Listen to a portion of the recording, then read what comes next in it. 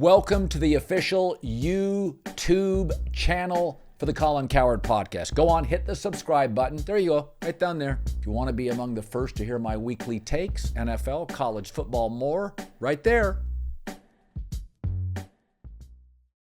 I want to talk about Chargers, Panthers. First of all, Bryce Young has an offensive coach and better weapons. He may not be able to play. 1 for 12 on third down, 69 passing yards. He moves well. He doesn't throw well. But here's what was a big moment in this game. So the Chargers were favored by about 6. They blew them out. So once again, it is exactly what we expected. Justin Herbert goes 14 of 20, has about a half dozen rushes. So, they get Joe Alt. Now they have elite tackle play, elite edge rusher play. And we worried about they don't have a number one. Well, Quentin Johnson today had 5 catches and 2 touchdowns. So Quentin's the guy they got out of TCU. Brandon Staley didn't know how to develop him. He was a disaster last year. I'm not sure if lost his confidence. They had thrown him to the side. Yeah. I mean, he was just, they didn't even target him last year. He made a heck of a catch today for a touchdown. If he hits, so now you got the slot kid out of Georgia. J.K. Dobbins is like did you see that flip into the end zone? Like he's looks like a top 5 or 6 running back in the NFL right now. Okay, so now I've got a top 10 quarterback. I've got a top 5 coach. J.K. Dobbins, I have a run game, elite tackles, elite edge rushers. If Quentin Johnson, along with their slot guy out of Georgia, okay, now you do have a weapon because he was a big kid, but he reminded me last year a little bit of Stephen Hill, the bust for the Jets years ago, the wide receiver, the guy that just could run fast, look great in the hotel lobby, but you're like, what is it? Not today. I thought it's amazing. John, their time of possession advantage was 36-23. It's so Harbaugh. It's so Michigan. But I thought to myself, you know what? I'm looking around at these teams. This team could be a 12-win team, John. Elite tackles, elite quarterback, elite coach, elite edge rushers. Now a star back. Time of possession dominance. Now we know the Raiders are better than we thought. Yeah, I was kicking myself because that game was over fast. That I get Jim Harbaugh against this Panthers situation and didn't bet the mortgage. Like, what was I doing? Jim, and we've been talking about this. I was in the car this week when he came on with you. His personality is dramatically different than the guy I remember when I was around in San Francisco, who had this huge chip on his shoulder and was tight. It felt like the way the last couple of years in Michigan, proving like, hey guys, I'm one of the best in the business. I don't know if it's been the weight's been lifted off his shoulders. Yeah. But I know this, and I Jim might have said this to you, or I heard him say this somewhere, is that his dad was at a training camp practice and looked at him and said, I think JK looks like the guy that a couple years ago before he got injured. If you give Jim Harbaugh a top end running back, because we know he's always going to have a good offensive line. That's why everyone thought he was nuts. Like, he's going to take a wide receiver. Like, no, guys, he's going to take a offensive lineman, and then he calls them skill positions. Their defense is always going to be solid. Why? One, he's just an elite hirer. Like, he hires well. Yeah. So like, and John does too. They hire good defensive coaches. So their defense is going to be well coached, even if they're going to be better personnel wise in a couple years. But like, what he does translates. He controls the line of scrimmage on offense, which even if you have a way better offense than him, he keeps you off the field. And that wasn't the case today, but he can just run it down your throat. So if he can run it down your throat, Jim Harbaugh is a lock to win double-digit games in college or the pros. Yeah. And clearly the Broncos are not going to be very good.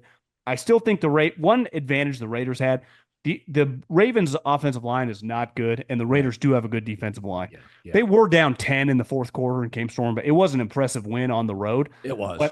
But to me, the Ravens, I got red flagged. I mean, they got some weird stuff going on. But I think Jim Harbaugh can finish second in this division with 10 or 11 wins and be in the playoffs. I don't think he can beat the Chiefs. Their team is not good enough. Maybe in an individual game, like 1 out of 2, but they are built to beat Kansas City. Well, they're built to play in an ugly, 23-20 That's game. right. Yeah, their time of possessions so far this season are really impressive. And it's just it's funny because just think about this. 6 months ago, before the college football playoff, 70% of fans and media were still doubting Jim Harbaugh. He was getting crushed. He couldn't coach in the Penn State game. He's overrated. And now you look at him and you're like, stop, media. Stop. This guy is absolutely phenomenal. This team almost Well, reminds he's me. not but he's not even hateable anymore. The way he carries himself, the way he interacts, he's actually much more lovable now because he used to have like this aggressive. He was tough on the press, definitely publicly. He could befriend him off. This version of Jim Harbaugh, and I didn't follow him as closely like at Michigan. And part of it, he was suspended a couple times last year, just in terms of his daily press conferences. He's a new man. I mean, he's. I bet the Spanish are like, God, this is incredible. The way he interacts, how happy he is. I mean, he feels like a different person. Maybe he's 60 now. Life's good. I don't know. Southern California, he feels completely different Yeah. than the guy at Stanford, at the 49ers, and I would say early on at Michigan. Just his mannerisms, his communication, his everyday demeanor. Yeah, I mean, I think some of it is he's inherited some decent quarterbacks. Alex Smith, I think he realizes, holy crap, I got a top 5 quarterback here. That makes everybody happier.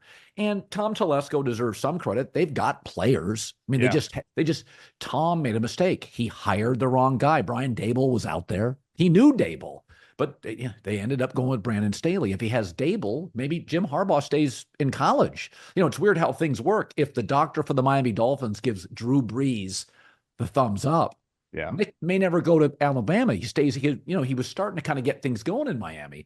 Well, I mean, the bottom line, if Dable gets the job and not Brandon Staley, my take is Justin Herbert's good, and Harbaugh's probably staying at college one more year. But it is interesting to watch them. This team reminds me a little of the Stanford team, which if you go back to the early years, once they got Andrew Luck, you had this great quarterback, and he only threw like 25 times a game. They were pounding down your throat. Running down your throat. They had good tackles. They had a pass rush. So I think it's interesting. Tutty, taking it to the house, in for 6, whatever you call a touchdown. One thing's for sure. TDs matter more at DraftKings Sportsbook, an official sports betting partner of the NFL. On the ground, in the air, special teams or defense, they don't care how you score them. They want to bet on touchdowns. You want to bet on touchdowns. DraftKings Sportsbook, #1 place to bet on TDs. Ready to place your first NFL bet? Betting something simple, like a player scoring a touchdown. Go to DraftKings Sportsbook app. Make your bet today. Ready to do a touchdown dance of your own? New DraftKings customers bet $5 and get $250 in bonus bets instantly and 1 month of NFL Plus Premium. Download the DraftKings Sportsbook app. The code's Colin. Again, the code, new customers, bet $5 and get $250 in bonus bets and 1 month of NFL Plus Premium only on DraftKings. The crown is yours. I want to talk Rams, Arizona. Listen, Rams don't have any players. I mean, they're just Cooper Kupp was limping today. Puka's already out. Tyler Higbee's out. Let's talk Marvin Harrison and Kyler. So Marvin Harrison, the best college receiver I ever saw was Randy Moss. The second was Calvin Johnson. I think Marvin reminds me a little of Calvin Johnson. Size, length, catching radius, hands. He doesn't run like Moss. Either did Calvin. But you're not going to catch him from behind. But now, the first week, Steve Keim told me he'd watched the film and the tape, and he said Marvin was nervous. He was playing slow.